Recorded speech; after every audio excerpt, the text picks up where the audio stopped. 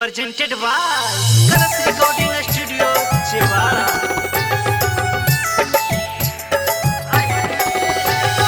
Music director Nitish Raj.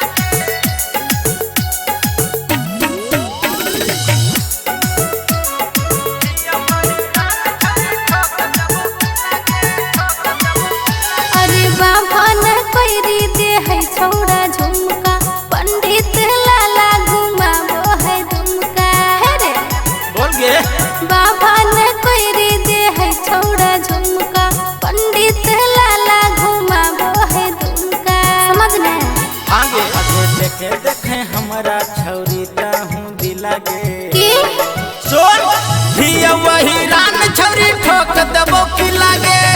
रे से ही लो है ना बाता की लागे ही वही रान छौरी ठोक दबो की लागे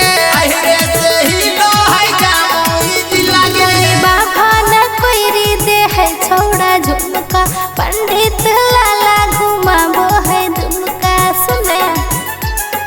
बाबा न कोई दे है छोड़ा झुमका पंडित लाला घुमाबो है दुमका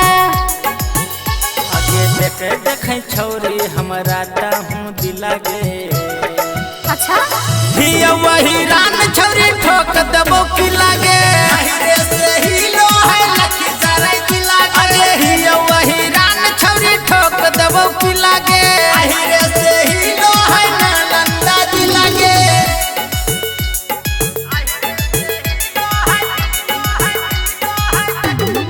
म्यूजिक डायरेक्टर नीतीश राज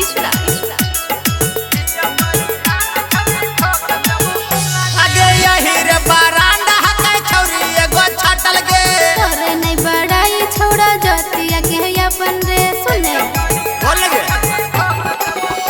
आगे यही रे बारांडा हकै छौरी एगो छाटल गे तोरे नहीं बड़ाई छोड़ा जाती आगे अपन रे ओके अच्छा आगे हमारा सामने पर जा है सब जतिया ढीला गे हाँ वही रान छौरी ठोक दबो की लागे रे से ही लो है पटाना की लागे वही रान छौरी ठोक दबो की लागे रे से ही लो है गाया के की लागे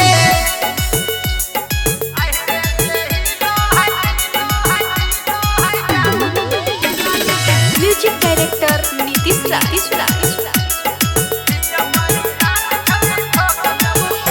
आगे जिला जबार में चलो हकै नाम गे हो जइबे छोड़ा तोरा से बदनाम रे समझ ना कोई नहीं बोलता गे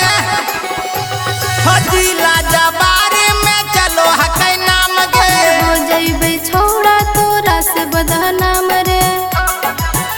आगे बुझै तू शंभू बिहरिया के पिला गे हाँ वही रान छौरी ठोक दबो की